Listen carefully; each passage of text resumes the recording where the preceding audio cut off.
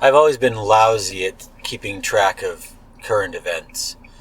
And a big reason for that is that current events are all about names. And if it's about places, something that's happening in a certain place, it's not so bad. But if it's about who's doing something, who's doing what, the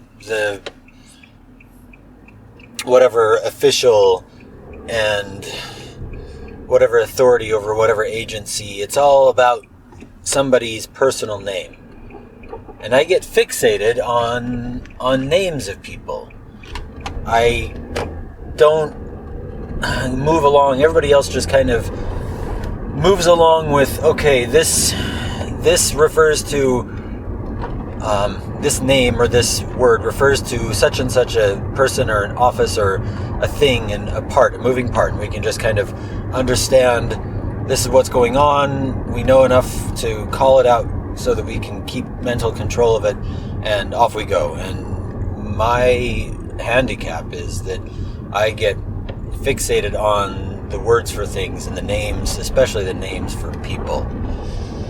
I have this curse, curse of empathy, I guess, and I mean that, and I'll try to explain that for all my life, when I hear somebody's name, I think first and foremost of a human being. I think this is a name that was given. It's probably given by the mother who bore the baby that this person once was. And so this is a name is generally a record of a close relationship of love, and it's a record of human tenderness and vulnerability. And so it's hard for me to move beyond that. I get stuck in empathizing and sort of reflecting and meditating on what it means that we are given names and how special we all are that we have these names. And it brings me to this sort of stillness of contemplation of the identity of each soul on this earth as a soul of infinite worth with this potential. And it's kind of signified by the fact that somebody gave you your name. Maybe it would be better if everybody who was occupying some kind of prominent office of authority took on, maybe just had the name hidden, and maybe you could be, I don't know, District 5 Senator the 24th, the current Secretary of whatever. But that's me asking for the world to accommodate my weakness and my disability, because this is the thing about having deep empathy as a human being. People talk about how empathy is so great, and some people talk about being empaths, and I suspect that the people that talk about empathy in such glowing terms are the ones that have the least of it. I suspect that the people that love to tout their own empathy are the ones that want something from you, that feel like they have the right to extort from you, to just to flatter their sense of self. And is this cynical? When I was in my 20s, I watched the movie Kundun about the current Dalai Lama, and it portrays one of the monks when he finds the young boy who's, as they believe, the reincarnation of the Dalai Lama. He says, your job, your task in life is just to love everything alive, or to love everybody. And at the time, when I was in my 20s and idealistic and and I don't know how anybody put up with me when I was that age. That hit me, and I thought, well, yes, that's all I want. That's all I want to do out of life. Thinking back on it from some age and experience, I reflect that the Dalai Lama is the locus point, the focus point of a system, a social system, where, so, you know, in Tibet there was, before those crapheads, the Chinese communists took over, there was, it's what I'm going to say about Tibet might not sound flattering, but don't make any mistake that I have any sympathy towards the Communist Party of China. It's a black abomination from the pit of hell. So they had this system of monasteries. So there's these men that are removed from the workforce, removed from the upkeep, the perpetuation of society. I mean, this applies to any religious tradition that has a monastic component to it. There's, and I don't know if Buddhist monks did the kind of life of work, of productive work that Christian monks often did. But there's this system that people are supported and withdrawing from the normal run of society, and everybody kind of contributes. There's some way that society contributes, and a cynical person might say, yeah, well, these religious people, they extort from all of society to support them in their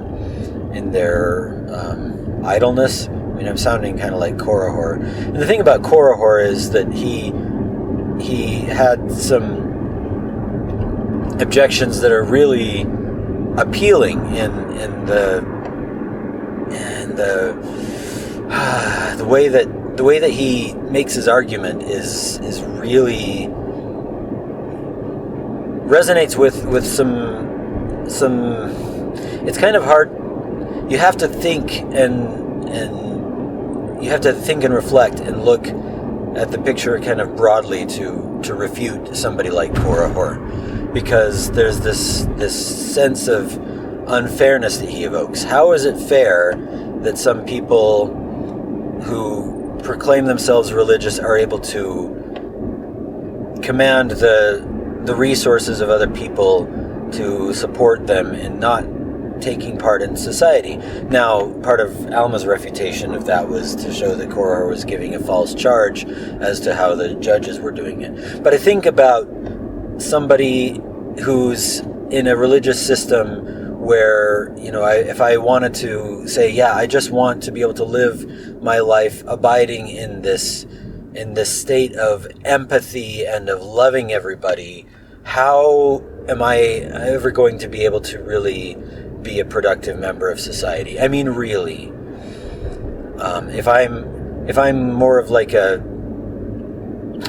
secular-minded or somebody who doesn't like organized religion, and if I say I'm an empath, I guess there's always the option that I could start charging people to do things like hit pretty sounding glass or bronze bowls, or make soft sounds, or do things, I don't know, read tarot cards or give them advice or whatever, and I could say, yes, I'm an empath, I'm so special, come and lay your money down and you can spend some time in my presence. And so it amounts to kind of a similar thing, thinking that because I have this gift of empathy that I should be supported, that I deserve to command the contributions of others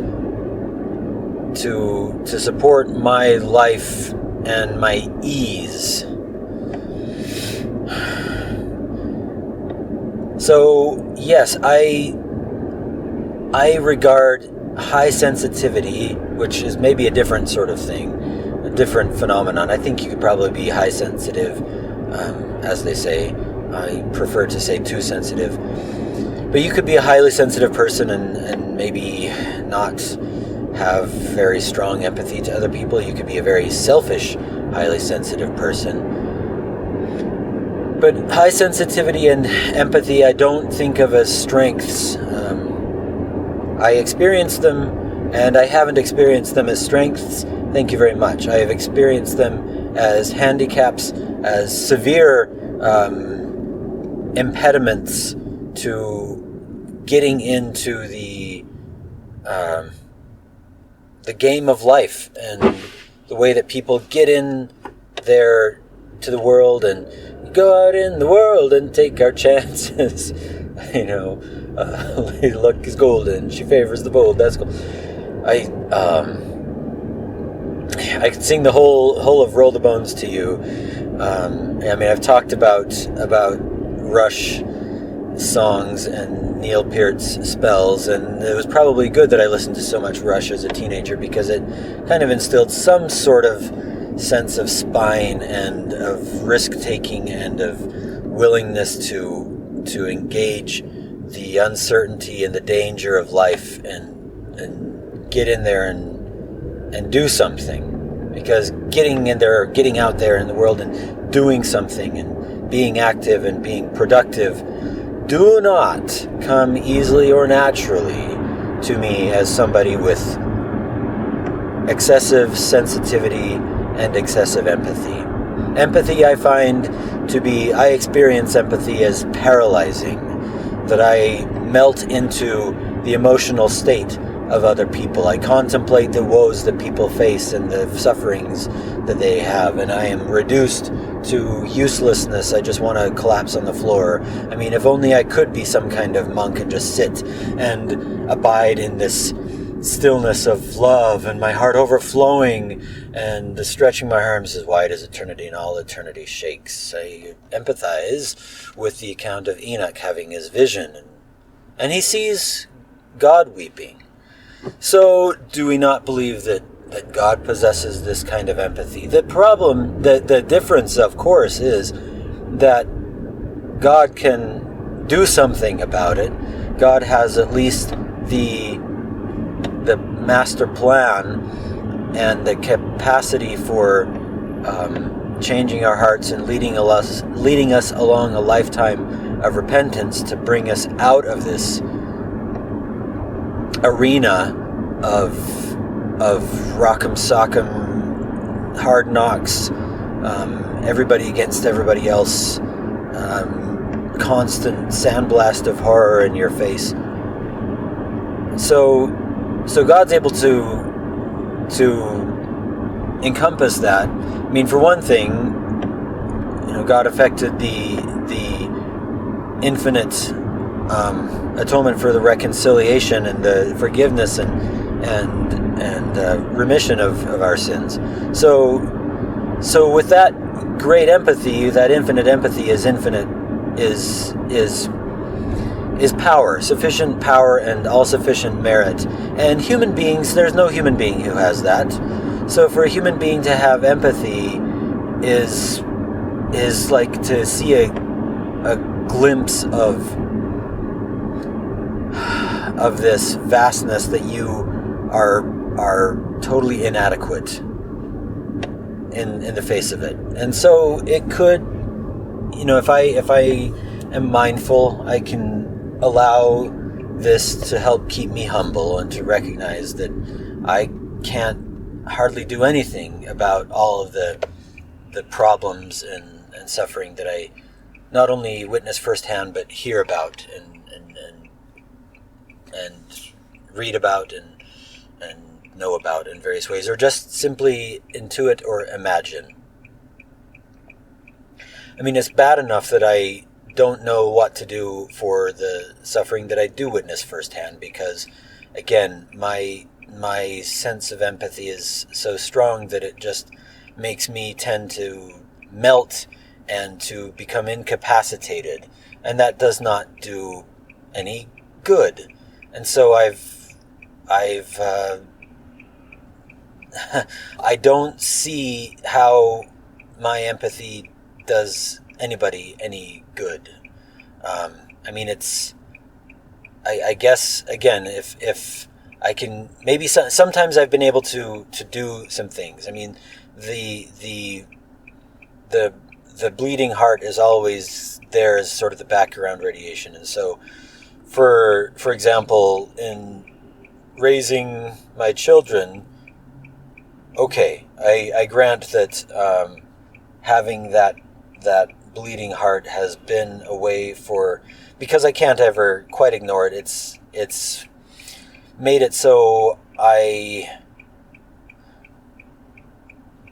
it's not me that thinks this, and I know that children will say, things to please their parents and things, but my children consider me a really good father, and I'm always trying to do better. I don't want to get complacent or cocky, but I have noticed throughout my children's lives that they are very attached to me, and they feel safe with me, and so that's something I've been able to do as a result of this emotional disability that I carry, because it's a constant reminder. It's something that I can't forget, to imagine what they might be feeling or thinking, and to do what I can to help them in their growth, not only to placate or soothe them or keep them from having challenges or sorrows, but to help them face their challenges and to get the comfort from their sorrows that will help them to have the strength to continue on and to progress and to grow. And so I don't want to give too many personal details, but my oldest is constantly getting compliments. I have a teenage daughter who's almost an adult. Good grief, and she is a light, and it's people notice this and people comment on it, and so there's something I've been able to do usefully with my empathy. So there's that. All right, I've talked to you long enough. Thanks for listening, and I'll talk to you later.